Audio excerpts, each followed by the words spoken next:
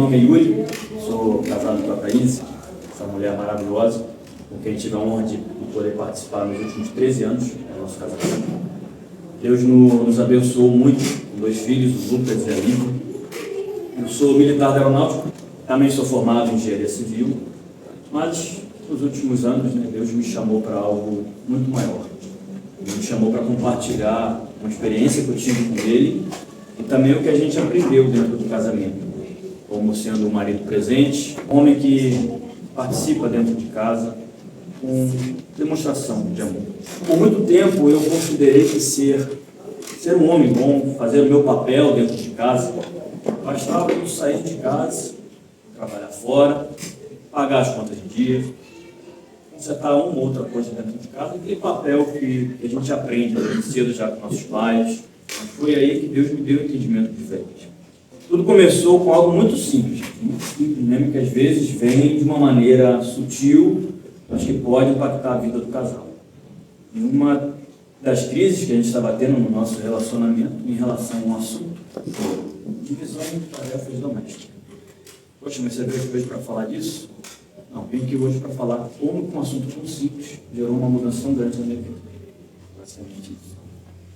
Então, essa mudança, ela veio de uma maneira que me impactou de tamanha forma que eu comecei, como a Carol falou, a compartilhar minha rotina na rede social. É algo que para mim foi inédito, eu nem gostava muito. Mas comecei, falei com minha esposa, vou começar a compartilhar, vou começar a demonstrar como é que eu estou vivendo o dia a dia, em casa, com nossos filhos, como é que está sendo essa experiência. Minha esposa, ela começou a trabalhar no começo do ano, então desde que ela voltou a trabalhar, a gente tem se revezado. Como somos do Rio de Janeiro, não temos rede de apoio aqui em Curitiba. Então, ela trabalha no horário comercial, de segunda a sexta, e eu fico na escala. Tento trabalhar sábado e domingo, às vezes pernoite de segunda a sexta. E a gente se reveza. Nesse revezamento, então, eu tenho ficado em casa, cuidando de crianças, mandando minha filha para a escola, fazendo uma comida, coisas do dia a dia, nada demais. Porém, isso gerou um entendimento mais profundo do que seria a nossa história, como a nossa história começou e como ela vai prosseguir daqui para frente. Eu e a Thaís, a gente se conheceu muito cedo, tínhamos 17 anos, estudamos juntos no ensino médio, e no último ano a gente começou a namorar. No ano seguinte, que eu passei para a aeronáutica, noivamos, no ano seguinte nos casamos. Vim servir em Curitiba, então saímos cedo do Rio de Janeiro, deixando pai, mãe, e viemos para cá. Tínhamos um Ford Ka pequeno, compacto, lotamos ele de presente no casamento, das coisas que a gente tinha para trazer. Sorte que a gente não foi parado pela polícia rodoviária, o Eduardo nem está aqui para alguns também. Então nem enxergava nada dentro do carro, a gente veio para cá. Antes disso eu cheguei a vir um mês antes para preparar a nossa casa, nosso apartamento. Então eu aluguei tudo sozinho, tentei mobiliar o básico que a gente precisava ali para começar a vida e foi um caos. A escolha do apartamento não foi legal, os móveis, depois a Thaís chegou lá e não estava nada legal. Assim que a gente chegou de viagem, ela se deparou com aquela situação e já na primeira noite começou o problema. Choveu muito aqui em Curitiba, o apartamento alagou, molhou mala, molhou móvel, e ali já começou a tribulação. A gente teve que lidar desde cedo com essa situação. Só que a gente veio de um contexto de criação muito diferente. Acredito que a maioria dos casais vão passar por isso, porque enquanto a Thaís teve um pai e uma mãe que criou ela, sempre impulsionando muito a carreira profissional, impulsionando muito a independência que ela teria na vida, e inclusive incentivando ela a conquistar o seu espaço dentro da profissão dela, que de fato ela conquistou e se tornou uma profissional de excelência. Eu já tive outra criação. A minha criação foi o seguinte: meu pai saiu para trabalhar e minha mãe ficou em casa. Tipo o casal brasileiro ali, um pouco mais tradicional. Só que com isso, eu criei uma ideologia do que seria a esposa perfeita. Eu adotei aquela visão, aquela imagem para mim, eu levei aquilo para o casamento. E esse é o problema. Ninguém ensina como é que você tem que lidar com 2 mundos tão diferentes dentro do casamento, ainda mais sendo tão novo. E assim começou a nossa história. Existiam outras divergências de opiniões, claro, se a gente fosse passear, já ia começar uma briga em relação àquilo ali. Mas de longe o que foi mais impactante para a gente foi a questão das divisões de tarefa doméstica. Por quê? Porque assim que eu cheguei aqui, eu tinha meu trabalho, eu fazia faculdade, e eu tinha a mesma imagem do meu pai. E meu pai é o seguinte: meu pai chega em casa, ele ganha realmente tudo. A minha Thaís até ria, até o desodorante minha mãe vai passar no pai. Sem brincadeira, sem exagerar, tudo. Chega a ser, dá um nervoso, meu pai levantando o braço, penteando o cabelo dele. É assim. Eu cresci com essa imagem. igual lá em casa. Vai ficar com subaqueiro. O cabelo. O cabelo sempre fácil. Eu olho meu pai, não vou negar, de causar inveja. É a imagem que eu tive. Foi como eu vim. Eu levei essa imagem e por muito tempo eu gerei essa cobrança. Porque era a imagem que eu tinha do que deveria ser o nosso casamento. O problema é que a Thaís também trabalhava, também fazia faculdade. Estava em casa, meu irmão. Aí começaram os problemas. Eu queria chegar em casa de noite cansado, eu queria tudo pronto. Eu queria a casa arrumada, eu queria a comida feita, eu queria minha roupa do dia seguinte já pronta. E de uma maneira não muito delicada de se falar. Né? Então isso gerou muita briga. E as brigas foram repercutindo, as brigas foram crescendo, e tivemos crises, muitas crises. E a gente já estava ao ponto de que não queria mais ficar junto um com o outro. Queríamos se separar, queríamos o divórcio. Estávamos certos disso. Ainda assim, uma questão cristã, tentamos lutar, tentamos evitar que chegasse a esse ponto. A primeira grande ideia que a gente teve foi, vamos fazer uma viagem internacional. 3S, terceiro sargento, sem muito dinheiro, nós vamos se endividar. Eu queria ir para a Suíça, ela também, pegamos nossas economias, um pouquinho de fé, muita fé e muito cartão de crédito. E deu certo, pelo menos a gente pagou depois, isso não foi nem problema. O problema mesmo foi durante a viagem. Na verdade, já começamos a brigar um pouquinho antes. No preparo da viagem, a gente já não estava se entendendo muito do que a gente faria. E eu tinha uma vontade muito grande, né? Eu queria conhecer a casa onde morou o Albert Einstein. É um negócio simples, é uma casa pequena, não tem nada lá. Mas eu queria conhecer. Ela entender essa parte foi um pouco difícil, ainda mais porque tinha uma fila enorme para a gente entrar lá dentro. Ela já tinha outras prioridades. O que? Ela queria entrar nas farmácias para ver os produtos que tinha lá dentro. Para ver se era diferente do Brasil ou não. E eu também não entendi isso. Olha que coisa simples. Essa coisa simples, talvez pela imaturidade da idade da gente, fez com que a gente quisesse se separar. Uma viagem caríssima, que deixou a gente mais insatisfeito, querendo se separar ainda mais. Voltamos para o Brasil e a luta continua. Então a gente teve a segunda grande ideia brilhante. Para resolver nosso problema, vamos ter um filho. Olha aí. Aí que vem a briga, né? De fato, foi benção. A Lívia nasceu, a gente ficou encantado com ela naquele primeiro momento, a bênção que Deus tinha fornecido para a gente. Porém, o cansaço, o estresse, começou tudo de novo. E para piorar, a gente tinha feito um acordo. A Thaís queria ficar em casa no começo. Pelo menos nos 2 primeiros anos ali, o trabalho dela sempre demandou muito a carga horária dela. Então ela quis ficar em casa. Mas o financeiro apertou. O Albert Einstein lá começou a cobrar, né? A gente já não estava mais conseguindo manter ela em casa. Então ela teve que voltar a trabalhar. Isso foi uma decisão conjunta nossa. Mas aí entra mais uma vez aquilo que eu comentei da minha criação, do que eu tinha. Então assim, por mais que a decisão tivesse sido conjunta, de que ela voltaria a trabalhar, e eu sabia que o trabalho dela tinha uma carga horária alta, voltou tudo. Voltamos a brigar, voltamos a nos desentender. E eu já tinha desenvolvido ao longo do tempo, por uma questão de descuido mesmo, uma gastrite muito forte dentro de mim. Um refluxo, que realmente se eu ficasse sem tomar um remédio, eu sentia. E eu fiz o que todo homem responsável faria na minha situação. Me automediquei. Não fui para o médico, comecei a tomar o omeprazol sozinho. E para quem não sabe, né, o prazol, qualquer remédio que termine com prazol tem efeitos colaterais fortíssimos. Eu tomei aquilo por anos, eu sabia, eu estava ciente o tempo todo daquilo ali, mas eu ignorei os efeitos que aquilo poderiam causar dentro de mim. E continuei tomando, sem problema. Até que, um dia, comecei a sentir dor e fraqueza muscular. Não tem como ir ao médico só porque eu estou com dor e fraqueza muscular. Né? O médico vai achar que eu estou querendo um atestado médico, alguma coisa. Eu fui ignorando aquilo, Só que ele foi aumentando a intensidade.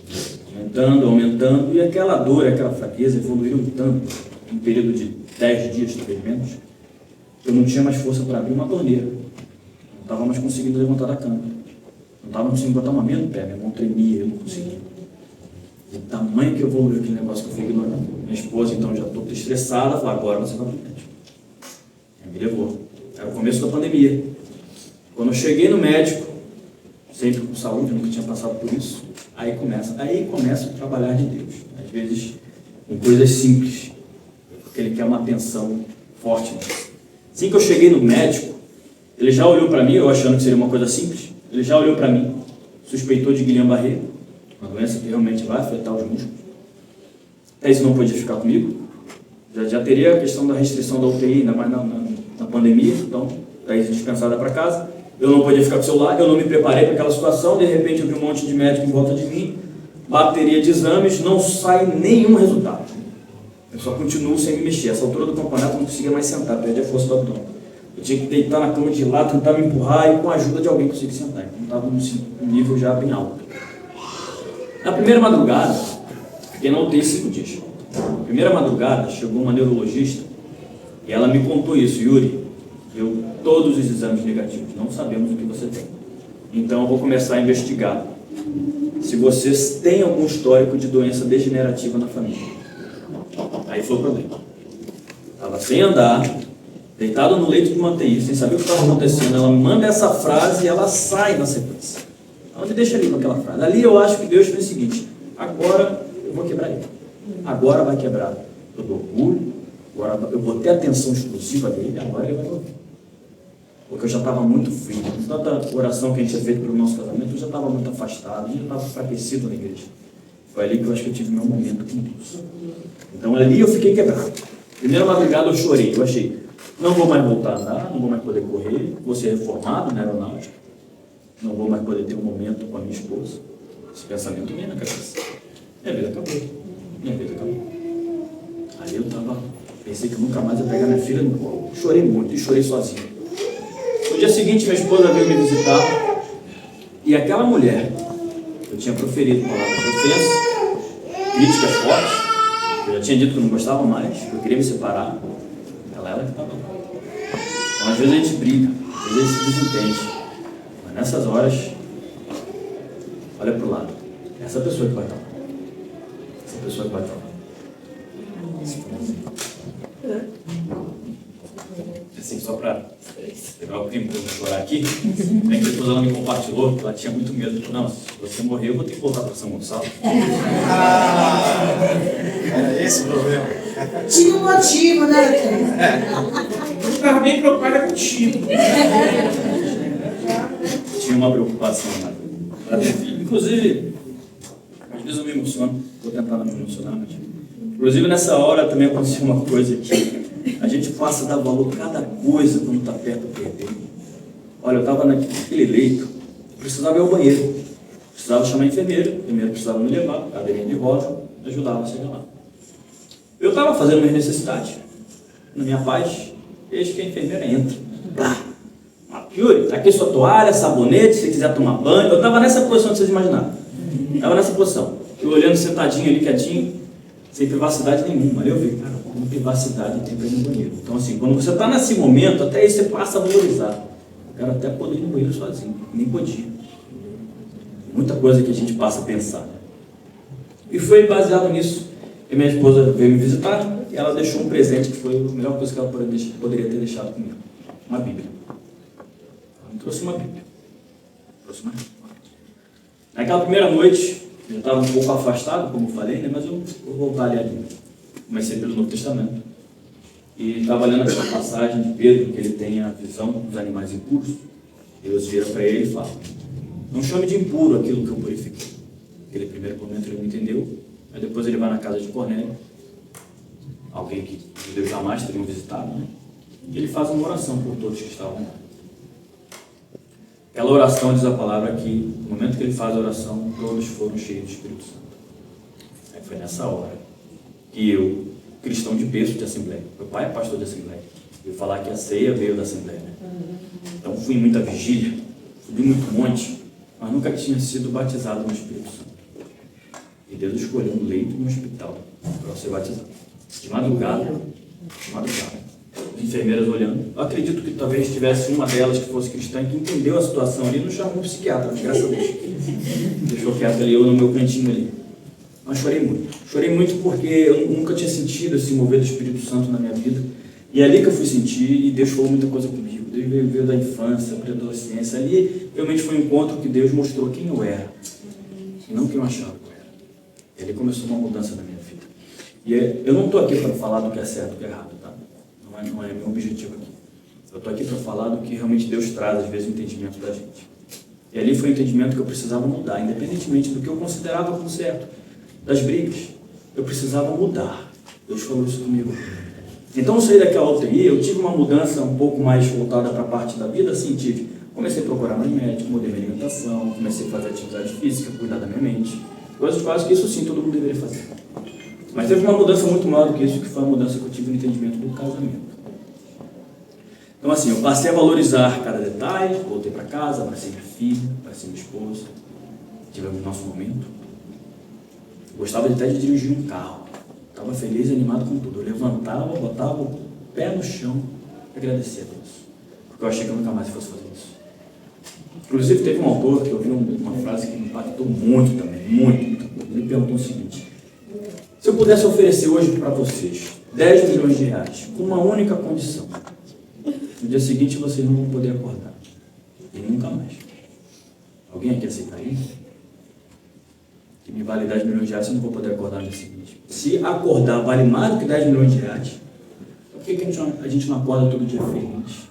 Agradecendo, isso já é motivo suficiente. Eu parei para entender isso, e quando você chega perto de perder quase tudo que você acha que tem, isso faz tanto sentido.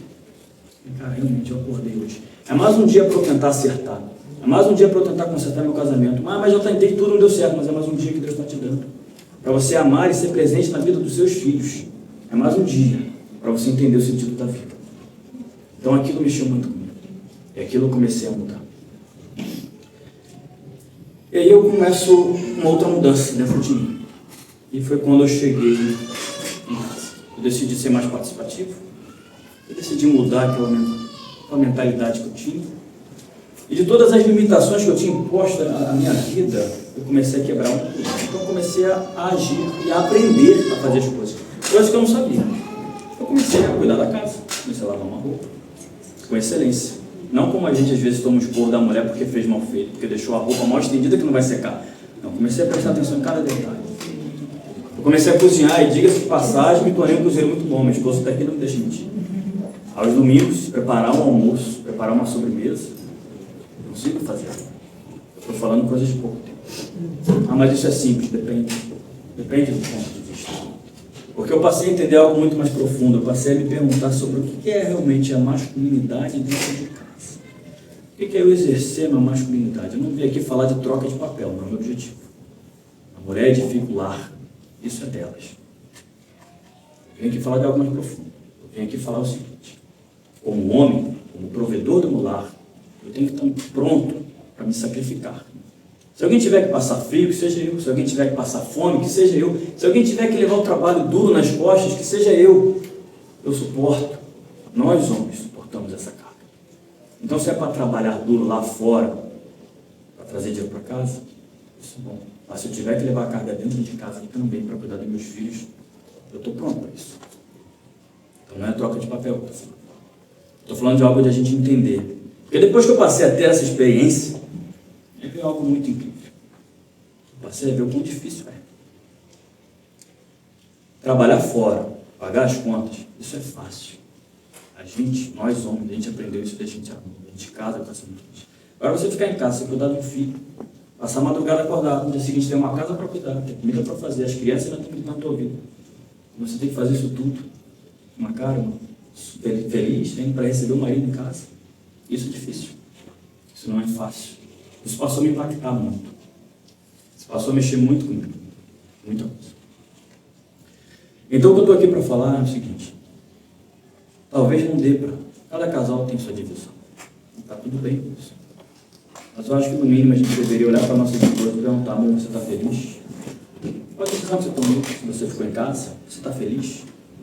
Ou será que talvez sua esposa esteja um pouco triste? Porque ela deixou um sonho de lado para viver o seu por tabela. Isso acontece.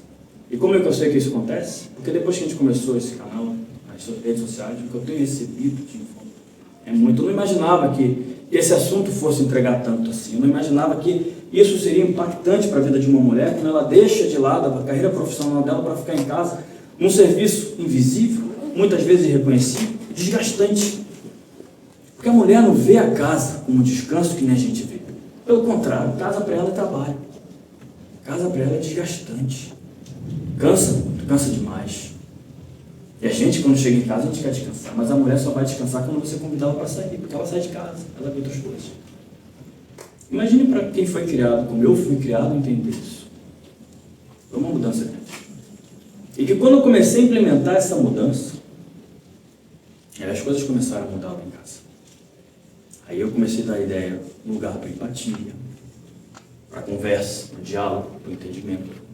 Algo extraordinário começou a acontecer lá. A gente começou a viver uma plenitude no casamento que não estava mais dependendo de aparência. Eu não estou falando aqui que a mudança veio no estalar de dedo, que a gente não passa nossas dificuldades ainda. A gente passa. Claro que a gente passa. Mas o que mudou foi aqui dentro, foi no coração. Foi a gente passar a enxergar, às vezes abrir mão. Então, no meu caso, foi esse assunto. Talvez cada um aqui vai ter um outro assunto a viver, a comentar, a compartilhar. Mas eu abri mão de uma coisa que era muito importante para mim, que eu tive a minha vida inteira como referência, foi muito difícil. Muita coisa. Às vezes a gente precisa fazer uma escolha. Se a gente quer uma mulher 100% profissional, realizada, a gente vai ter que entender que talvez ela não vai estar 100% dedicada ao lar. Se a gente quer uma esposa que cuide do lar, cuide dos nossos filhos, e ainda esteja pronta de noite, com um sorriso no rosto para nos receber, a gente precisa entender então que financeiramente ela não vai nos auxiliar. Se a gente quer as duas coisas numa mulher só, talvez a gente tenha que se perguntar: a gente é bom o suficientemente para exigir isso dela? A gente às vezes casa, achando que aquele romance vai continuar, aquele brilho nos olhos, o frio na barriga. Basta alguns meses para a gente perceber que não. A diferença já vem, a gente começa a brigar, a gente começa a se desentender. E a gente é forçado a entender o que é amar de verdade. Amar de verdade não é estar bem o tempo todo. Não é ausência de falha, não é a gente olhar para um para o outro e querer que ele mude a todo mundo. Até mesmo porque isso não vai acontecer. Nada mais de verdade são as escolhas que a gente faz todos os dias. Diz a palavra em Colossenses 3,14. Acima de tudo, revistam-se do amor, que é o elo perfeito. E esse amor ele não é raso, ele não é superficial. Ele não é baseado em trocas, como eu fiz muitas vezes. Ele vai mais profundo disso. Ele perdoa, ele entende, ele chama para perto. Então, se eu puder deixar uma palavra que toque a cada um de vocês hoje aqui, cada um olhasse um para o outro, e mesmo com os erros, mesmo com as falhas, mesmo com as diferenças, mesmo com os assuntos que vocês já oraram muito, já passaram noites e noites orando, pedindo para aquela pessoa mudar. Ainda assim, você olhar para essa pessoa e você dizer: eu continuo escolhendo você. Porque esse é o plano de Deus para a nossa vida. A gente amar com atitude, a gente estar presente de verdade, a gente ter um sacrifício mútuo entre a gente. Esse sacrifício às vezes dói, mas é necessário. Eu espero que com essa história eu tenha impactado a vida de alguns aqui, pelo menos. Talvez homens que nem eu tiveram uma dificuldade, um entendimento, talvez algum assunto dentro do casamento, até mesmo mulheres. Mas que depois que a gente cede a uma mudança ao agir de Deus, algo extraordinário começa a mudar dentro da gente. Às vezes a gente não consegue nem explicar. Eu mesmo, se alguém me perguntar se eu estaria aqui hoje, 13 anos depois, falando o que eu estou falando aqui, enfrentando às vezes até mesmo que a gente costuma enfrentar muitas críticas, talvez eu não imaginaria isso. Mas Deus me fez entender isso, mudou esse ponto de mim. Eu sou muito grato à minha esposa, ao que Deus fez pela gente, aos nossos filhos. E deixo essa mensagem hoje com vocês. E que Deus abençoe a vida de todos os casamentos. Amém.